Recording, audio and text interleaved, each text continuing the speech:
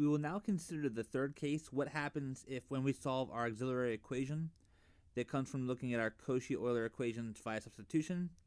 What happens when we get complex conjugate roots?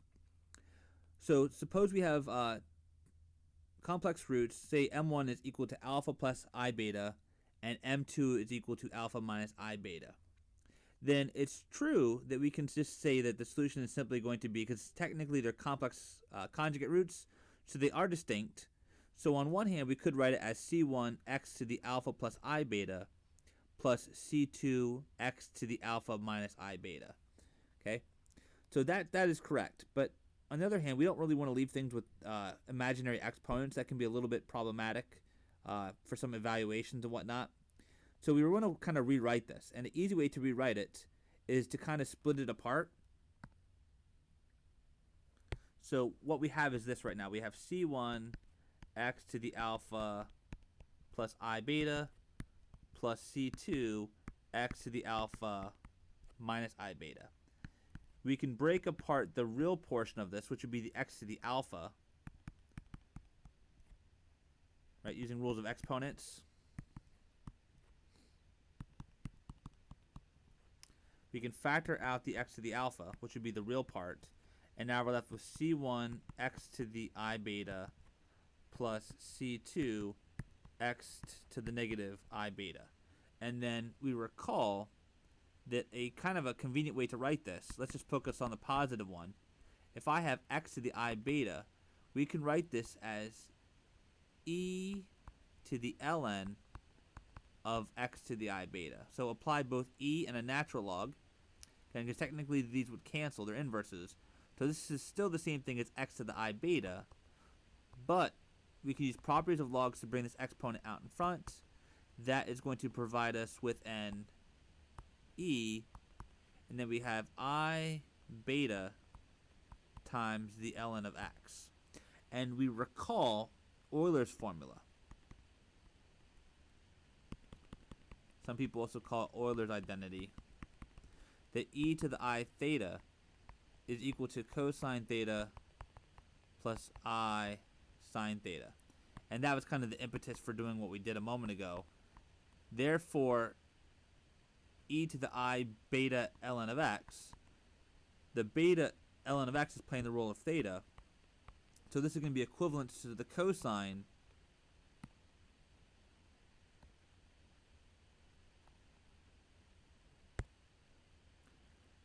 of beta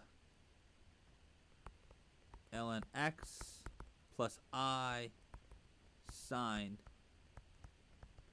beta ln x. And then we can kind of continue with this,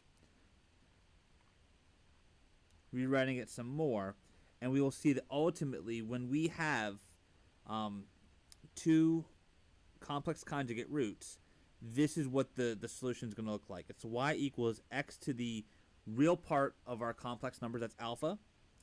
We have c1 times the cosine of beta ln of x plus c2 times the sine of beta of ln of x.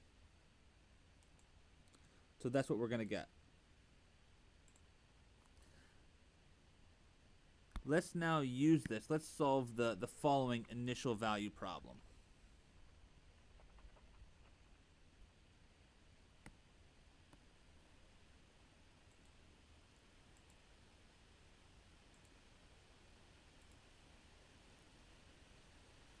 Sorry.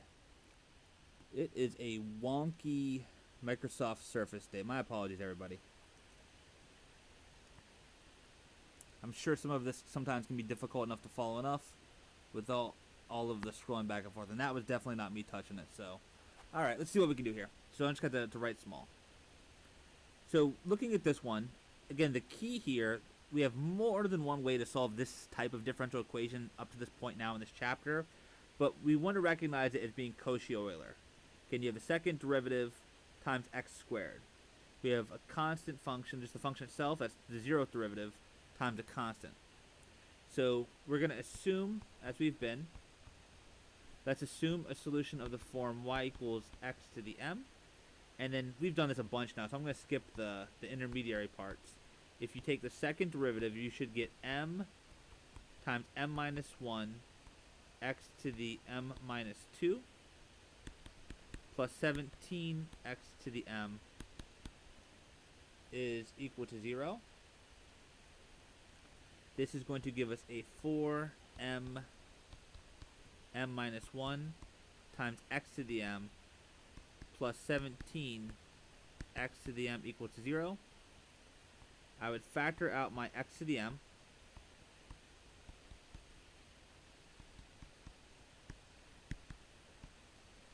Equal to 0. And so this is our auxiliary equation. I'm going to distribute. We get 4m squared minus 4m plus 17 equals to 0. This one will not factor, so we're going to use the quadratic formula. M is going to be equal to the negative of b, that's the negative of negative 4, which is plus 4, plus or minus the square root of b squared,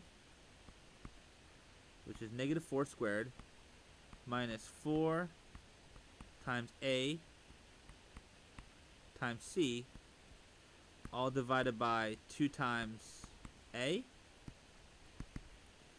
This is going to be 4 plus or minus, we have 16 on the inside, minus 4 times 4 times 17, which gives us the square root of negative 256 over 8, which is 4 plus or minus 16i over 8, which is going to be 1/2 plus or minus 2i. So it is true, we do indeed get 2 complex conjugate roots. So this is of the form alpha plus beta I. So alpha is 1/2, beta is 2, and we recall from just moments ago that whenever we have complex conjugate roots, the solution is x to the alpha times c1 times the cosine of beta ln x plus c2 times the sine of beta ln x. Let's go ahead and plug it in. Again, alpha is 1/2, beta is 2.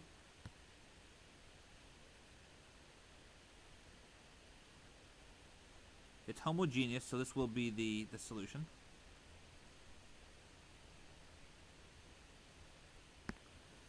So we get y equals x to the 1/2 times c1 the cosine of 2 ln x plus c2 the sine of 2 ln x. So far so good. We now want to solve for the constant c1, c2 because this is an initial value problem. We have these initial values. If I substitute 1 into the function, we're going to get 1 to the 1/2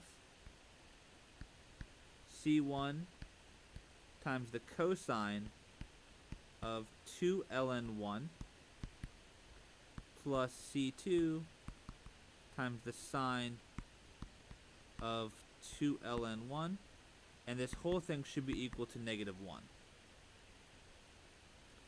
Now, the ln of 1 is 0, so this is going to become the cosine of 0 and the sine of 0. And remember, the sine of 0 is 0, so this whole first term drops out, and we're going to get the following. It's going to be 1 times c1 and we would directly get the c1 equals to negative 1. So we now have that coefficient.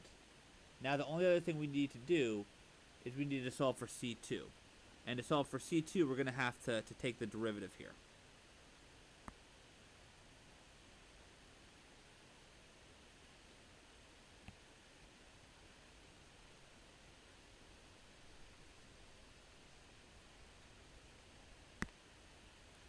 So just to write down, we're told that y prime of 1 is equal to negative 1/2 let me just kind of rewrite the function. We already know here that C1 is 1, so I'm just going to plug that in. So this is 1 times the cosine, which is going to be cosine 2 ln x plus C2, the sine of 2 ln x. And now let's find our derivative. The way that it's written, it's going to be a product, so we're going to use the product rule. And did I say that C1 was -1? I did. So my apologies. This should be a -1 here. Should be -1. So to the derivative of the first piece is going to be 1/2 x to the -1/2. Leave all of these parts alone.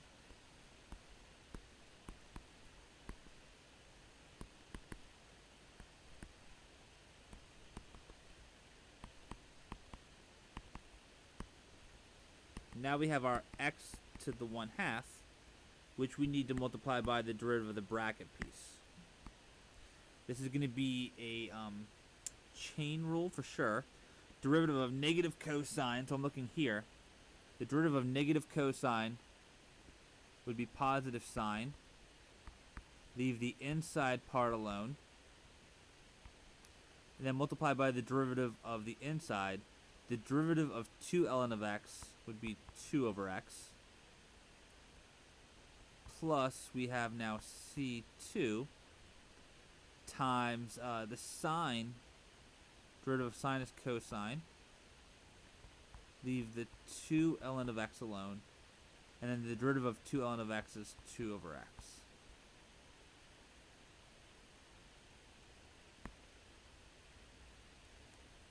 So we have y prime equals 1/2 x to the -1/2 times negative cosine 2 ln x plus C2, the sine of 2 ln x. And now I'm going to do something with this part here. So notice how we have this 2 and this 2. So that 2 will factor out. And we have an x and an x. If I pull that 1 over x to the outside, that will end up being an x to the 1/2 divided by x, which will be x to the -1/2. And then on the inside, we simply have the sine of 2 ln x plus C2, the cosine of 2 ln x. And now we're going to evaluate this at 1. If we plug 1 into the derivative, we get the following. So it's going to be -1/2 is going to be equal to this to the 1/2. If I put 1 in here, that's still going to be 1. So I don't really need to write that. That's going to be 1 because 1 to any power is 1. This would be the cosine, negative cosine of 0. This would be plus C2. Ln of 1 is 0, so I have the sine of 0 on the inside. Plus, this would be 2 times 1 to any power is 1, so that part ends up being 1. And as we saw a moment ago, this is going to be the sine of 0 plus C2 cosine of 0. So we have -1/2 is going to be equal to, the cosine of 0 is 1, so this is -1. This part would be 0, plus 2 times, the sine of 0 is 0, the cosine of 0 is 1,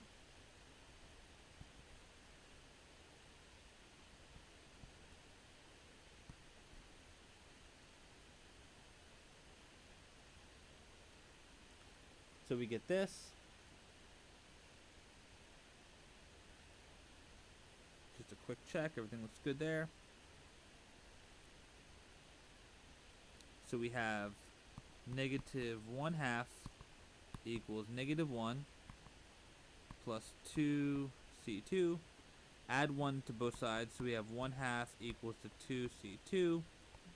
C2 would be equal to 1/4.